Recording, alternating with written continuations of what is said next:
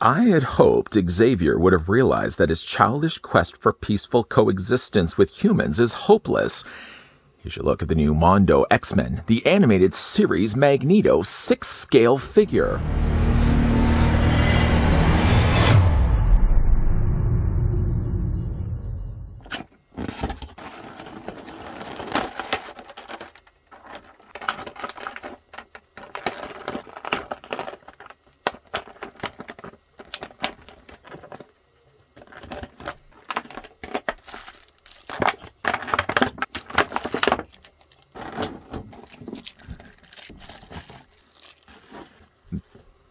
The first villain in our line of X-Men Animated Series 1/6 scale figures, this Magneto 1/6 scale figure, is the follow-up to last year's timed edition. Magneto comes with a slew of awesome swappable and magnetic accessories, including several portraits based on his various appearances in the series, as well as bendable metal pole that can be used to tie up those pesky X-Men. Here's a guy that believes in the laws of attraction, although in the case of Magneto, his positive thoughts will always reap negative rewards.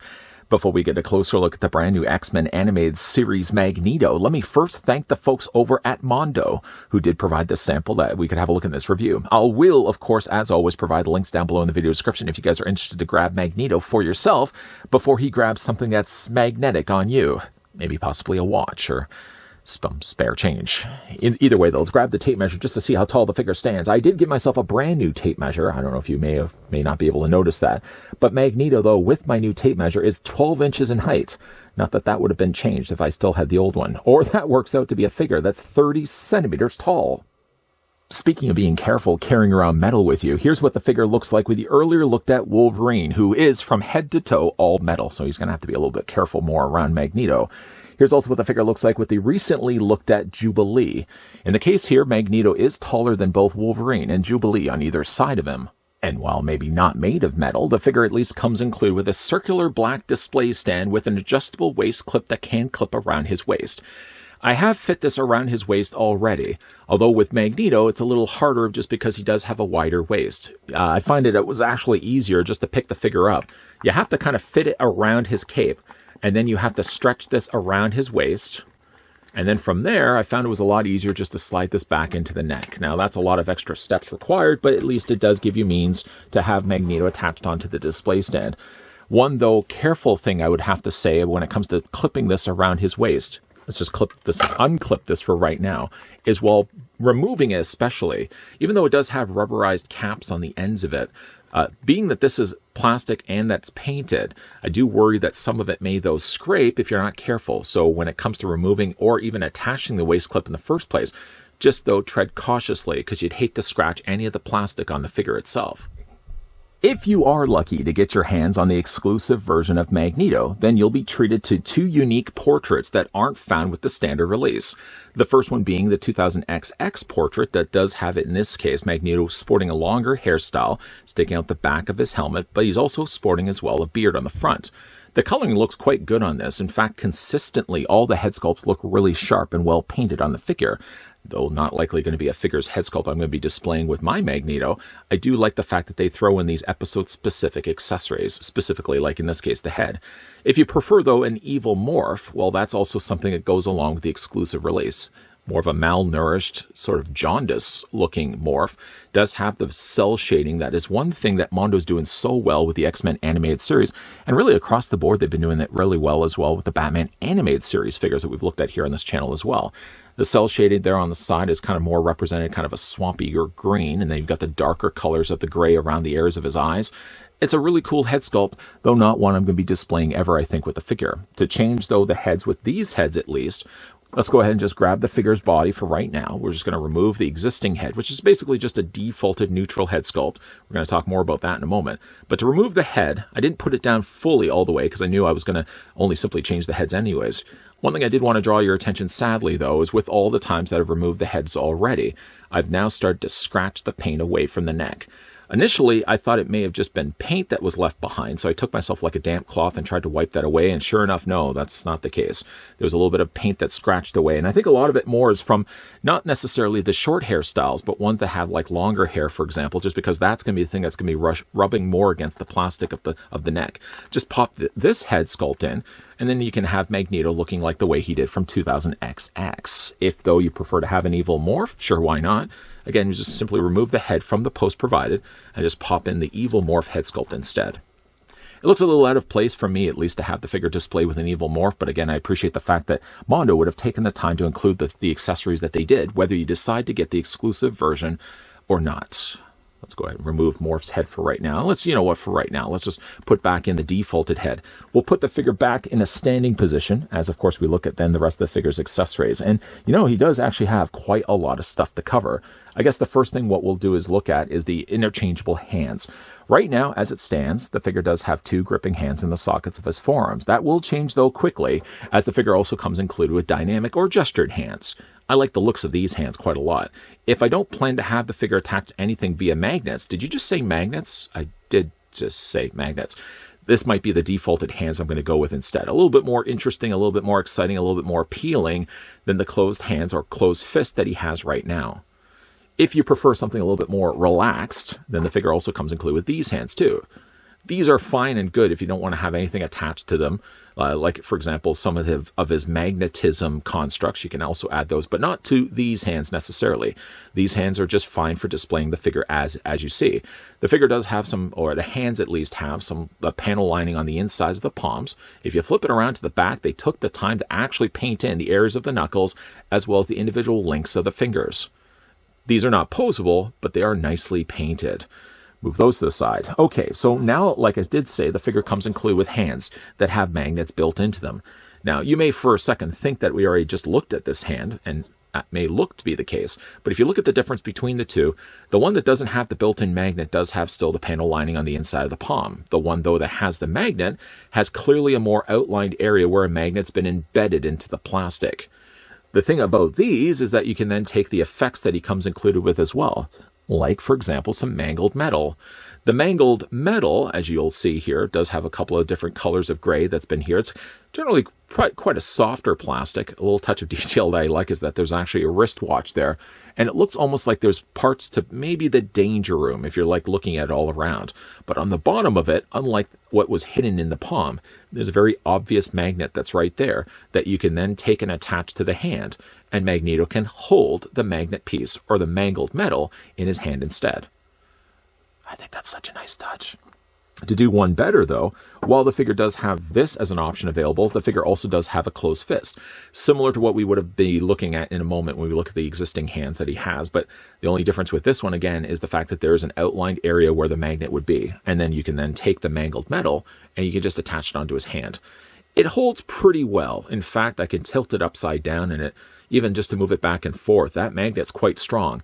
It does get a little weaker, though, if you hold it from the side. You can kind of see now that there's a second bit of working gravity working against it, where it's sort of pulling it down. The magnet still holds well enough, but holding it from the side like this, you can see like now gravity has come in and it's pulling it just a little bit. So I would probably even angle it up like that instead to have it on the figure's display. One other thing, too, that the figure comes included with as well is that the figure comes included with these these magnetism spirals. These are going to be the way I'm going to be displaying the figure. They seem similar in size, they seem similar in color, and in fact, I would probably even safe to say that they seem almost exact in mold. They're spiraled so that mostly while they're cast here in clear plastic, you can see that they've colored rings of yellow, starting smaller in the middle and then working their sizes bigger as they get further out. Now, these have magnets built onto the back of it, so once again, you can either go to the closed fist, and it just attaches onto the fist like that. I don't think it looks as well with the fist, to be all honest, but, though, if you get yourself the magnet hands that have it built into the palm, that looks really cool, especially when you're looking at it from the front. You can clearly still see the fact that there's a magnet right there, but the effect is definitely something that masks the magnet, that after a while you don't even notice that it's there. And that's the way I'm going to be displaying it with the figure. Now, of course, all that's fine, say, and do. But let's go ahead and actually remove the hands for right now. I'm just going to take the hands and remove them from the forearms. We'll do it on the one side. It's just a case of just rotating the hands until eventually they free the pegs, and do the exact same thing then on the other side. Just like that. Now, again, we're going to find the hands that have the built-in magnets. We'll do it on one side first. And then we'll do on the other side as well. Let's not drop the head in the process. The thing about the hands is I found the hands are very easy to change. I've never had really any issues when it comes to Mondo pieces before, other than just having perhaps the peg swivel back and forth when you're trying to pop it back into the arms. That's about the only issues I've ever really had with it. And then again, if you want to just bring the arms up like this, for example, retrieving, of course, Magneto's head, that would be helpful, of course, if you're going to be a master villain. And then from there, you can go ahead and take yourself either like, well, you can take yourself the metal, for example, attaches onto his arm like that, or attaches onto his hand. Or if you wanted to, you could take yourself one of the saucers of clear plastic, and you can also attach that as well. The effect looks a lot better, granted, if you just bring his arm a little bit higher up. And then, of course, you can change that. You can either have him display with both, not to startle you there for a second, or you can have it, again, display with the metal and displayed with that instead. Lots of cool stuff going on here when it comes to displaying this guy. Okay, so let's just bring his arms down. There's one last thing I did want to look at before we look at the rest of his swappable heads. The figure comes included with what seems on paper to be a good idea. He comes with a piece of faux metal, obviously, and it looks quite accurate to the way it looks in the cartoon. Again, you've got some nice panel lining added in there as well. And the idea is that you're supposed to be able to take this by the images that they've shown online and wrap this around Wolverine's body. Now, the only problem I've had with this, honestly, is anytime I've tried to move this, it almost feels as if, especially this area here on the end, like it wants to start to split. Maybe separate it. Separate would be the better word to use this to describe this. But just like bending this, even though there's a wire frame built into it, I don't think I can bend it to the extent of the way that they're showing it online. I may be able to get it to about here, but anything past this point, I'm worried that I'm going to start to add stress to the plastic. And while it doesn't seem to be the case right now, it looks like it could be the case the longer I have it displayed like this. I like this, but I don't know if I would like it to the extent of actually displaying it wrapped around Wolverine's body, because that's the whole idea in the first place. If you get yourself Wolverine, you can take yourself Wolverine and then simply just, spiral around his body. And Magneto, for all intents and purposes, could suspend him or just trap him with a snare of metal. Nice touch. I just don't know if it's well executed, just with the fact that the plastic may eventually split. Okay, so let's look at the remaining accessories, and the remaining really accessories are just two other head portraits with the standard release. You get what I feel to be the better of the lot, and this is the Angry Expression Expression Magneto, and it does have one thing that's different to this one versus the default. If we just pick up the existing head, let's just have a look at that right now. It's very similar, certainly similar in shape of the helmet. The face also looks like it's sculpted about the same size. This one does have a grimace, and it does have the darker colored area around his eyes. This one, the original one, does not have it. For the sake of the Magneto looking a little bit cooler, I feel at least, and also harking back to the original video game, Xmen, the original video game, I just think I would be displaying Magneto more so with this head sculpt instead. And again, just to change the heads, it's super easy. Just popping that off the ball joint, popping then the new head in place, and then you've got Wolverine. I keep saying Wolverine. You've got Magneto displayed with his angular head sculpt instead. While getting the figure just to stand, the one other thing the figure comes also included with is the unmasked head sculpt. If you prefer to have Eric, for example, displayed just with his longer locks instead, then they also include this head sculpt. And this might very well be the culprit of what ended up scratching. I thought initially it may have been the paint that actually came off from the inside of his hair, but again, just to take a cloth and wipe it away, there was nothing that was actually damaged, or nothing that was actually coming off from the hair onto then the neck. I think it was the other way around. I think this actually scratched the plastic. Let's just go ahead and remove the neck once again, remove the head from the neck, and pop in then the unmasked Eric head sculpt. And again, like, it looks really good on the figure. My only concern, though, is the fact that whenever you've removed it, I've noticed, at least on mine, there's a few little scratches that have been left behind.